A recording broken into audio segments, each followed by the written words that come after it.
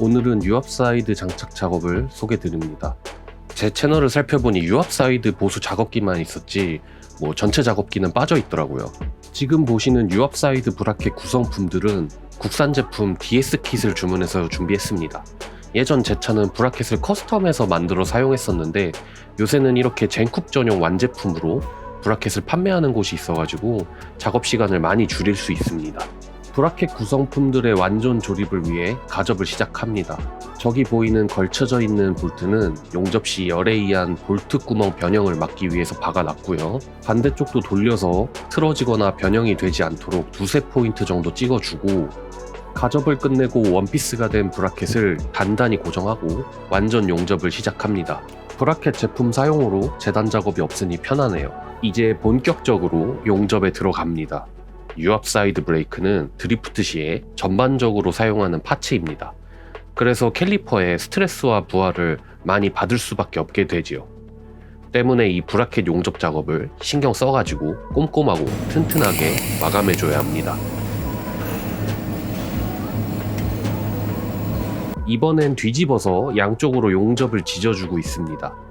브라켓 제품 사용으로 전체적인 작업 단가를 많이 낮추고 작업 속도를 줄일 수는 있었지만 이 용접 작업에서 잘못돼가지고 브라켓이 변형되거나 못쓰게 되면은 불필요한 비용이 추가 지출될 수도 있으니 숙달된 작업 실력이 필수입니다. 이렇게 캘리퍼 브라켓 용접 작업이 마무리가 되었고요. 자세히 살펴보니 아주 튼튼하고 마감도 훌륭했습니다.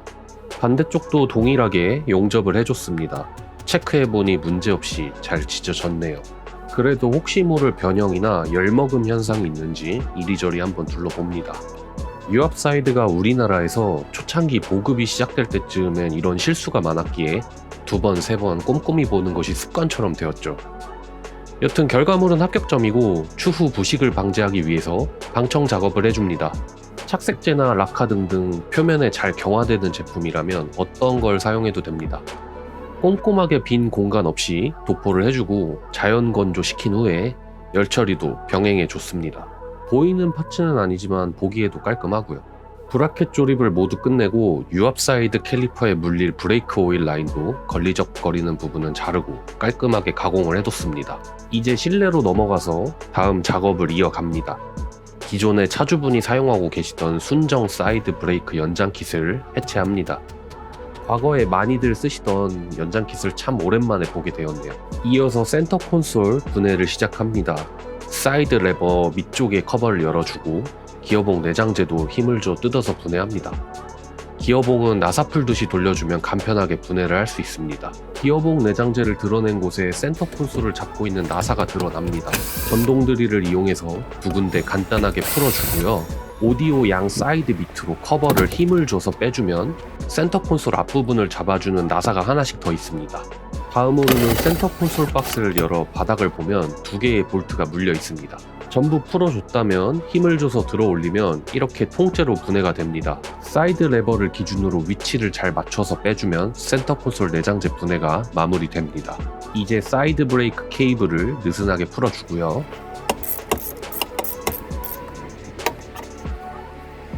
간단하게 볼트를 풀고 내장재 브라켓들은 보이는 대로 전부 제거해 줍니다. 뒷시트를 분해합니다. 이 밑으로 사이드 레버에서 오는 오일 라인이 지나갈 거고요. T자 니플을 이용해서 운전석 조수석 쪽으로 각각 라인 분배도 해줄 겁니다. 시트 엉덩이 부분은 가운데에 잡고 있는 볼트를 풀어주고 힘있게 뜯어 올리면 간단하게 분해가 됩니다. 뒷시트를 전부 제거한 모습입니다. 트렁크 바와 사이드 바가 추가로 장착이 되었지만 유압 사이드 라인은 문제없이 깔 수 있습니다. 브라켓 제품에 포함되어 있던 실린더와 레버대를 고정해줄 브라켓 위치를 잡아봅니다. 이 차는 버킷 시트가 크기가 제법 큰 모델이 들어가 있어서 공간 활용을 위해 불필요한 부분은 커팅을 해줬습니다. 보이는 작은 6개의 구멍에 레버대와 실린더를 놓고 맞볼트를 이용해서 단단하게 고정을 해줄 겁니다. 젠쿱용으로 제작된 브라켓이라서 추가 피팅이나 가공 없이 딱 맞아 떨어집니다. 그러므로 사이드 레버 아세이만 간섭 부분을 확인해주면 되겠네요. 아세이를 피팅해보니 오디오 옆으로 어느 정도 커팅이 필요한 사실을 확인했습니다. 바로 힘을 줘서 커넥터 부분이 위치한 내장재를 분해하고 커팅을 시작합니다.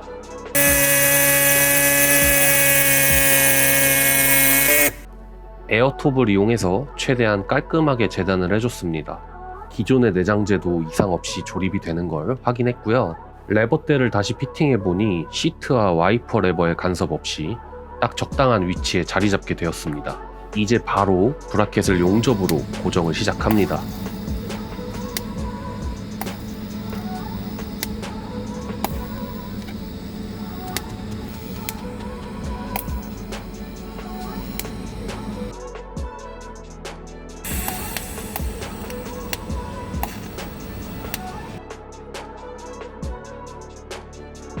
브라켓 고정까지 완료되었습니다. 용접 후에 열을 좀 식혀준 다음에 브라켓과 레버대를 걸쳐만 놓고 당겨봐도 브라켓이 얼마나 튼튼한지 알 수 있었고요. 변형으로 위치가 틀어지거나 하지 않았기에 레버와 실린더 아세이도 브라켓에 맞볼트로 꽉 조여서 조립을 완료합니다. 다시 한번 당겨봐도 미동도 없고 유격 없이 마감이 완료되었네요. 순정 사이드 브레이크도 그대로 살리고 위치 또한 걸리적거리는 곳 없이 편하게 잡았다 놨다 할 수 있습니다. 이제 실린더에 니플 결합부터 하면서 유압 라인 설치를 시작합니다. 부식과 변형이 없는 동재질의 니플을 골랐고요. 같은 이유로 유압 라인은 심레스 파이프를 이용할 겁니다. 첫 스타트 부분을 U자로 휘어서 준비를 해줍니다. 라인은 센터에서 바로 뒤로 지나 뒷 발판 밑으로 내려갔다가 뒷 시트 부분으로 바로 올라오게끔 설정을 할 겁니다. 간편하게 설치해둔 니플에 심레스 파이프를 걸쳐두고 앞놈 브라켓을 나사 돌리듯 돌려서 고정합니다.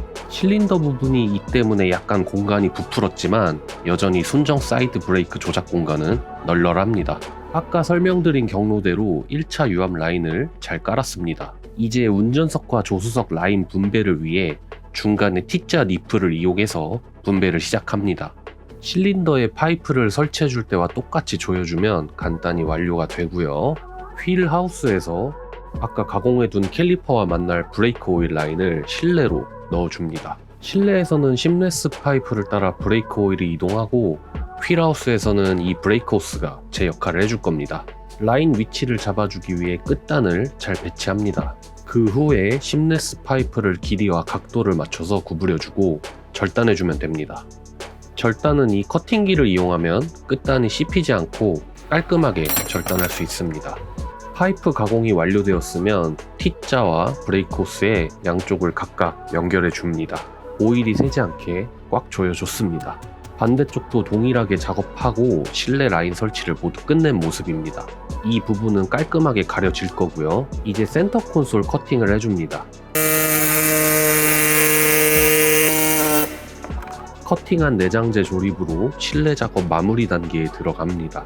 처음 분해할 때 역순으로 넣고 핀을 물려서 내장재를 넣어줍니다. 간섭 없이 깔끔하게 잘 들어간 모습입니다. 실린더와 레버대 그리고 순정 사이드도 공간이 여유롭습니다.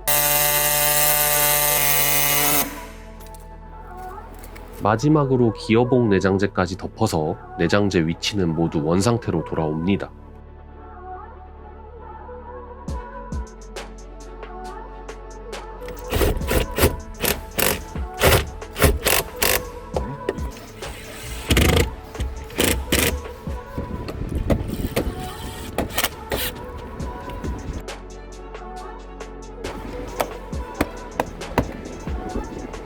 기어봉까지 돌려서 잘 조여주고 실내 조립을 완전 끝내봅니다. 그리고 나서 최종적으로 간섭 부위와 순정 사이드도 한 번 더 작동을 해봤습니다.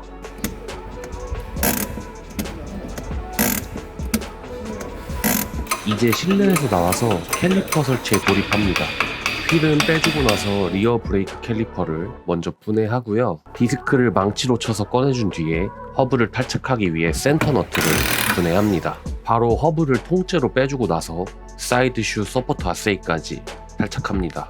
서포터 부분의 가림막은 캘리퍼 공간을 위해 절단합니다.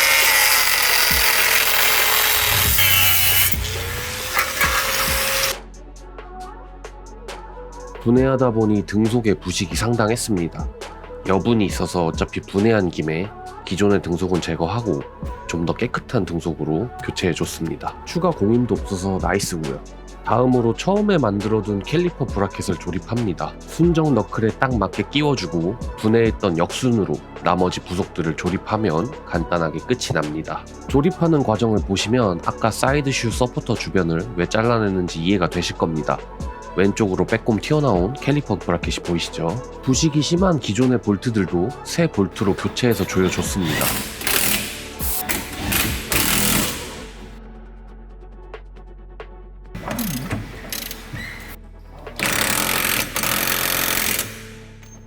디스크도 다시 제 자리에 맞춰서 자리 잡아 주었습니다.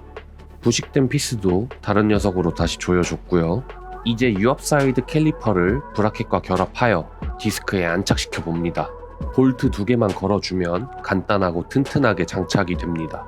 꽉 조여주고 나서 한번 둘러보니 틀어지지 않고 이쁘게 장착이 됐네요.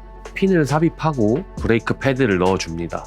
저희가 선택한 패드는 대피고사의 브레이크 패드를 사용했습니다. 앞뒤 두 녀석 모두 디스크에 면이 맞게 잘 장착이 되었고요. 바로 캘리퍼 실린더 부분까지 결합을 완료해 봅니다. 이 역시 위아래 두 부분만 볼트를 힘껏 체결해주면 되고요. 이렇게 유압 사이드 캘리퍼까지 완벽하게 조립을 완료했습니다. 기존의 브렘보 캘리퍼와도 마주보고 자리를 잡았고요. 이상 유무는 눈에 띄지 않았습니다. 자, 이제 마무리 단계로 접어듭니다. 유압 사이드 캘리퍼에 실내에서부터 연결해둔 브레이크 오일 라인을 캘리퍼와 연결해줍니다.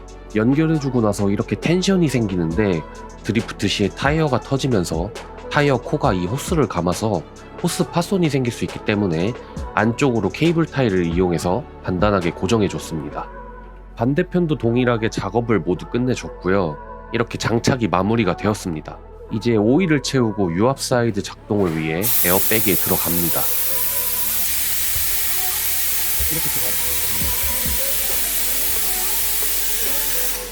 간혹가다 이 에어백이가 제대로 되지 않아서 경기장에서 유압 사이드가 잘 먹지 않는 경우도 간혹 보입니다.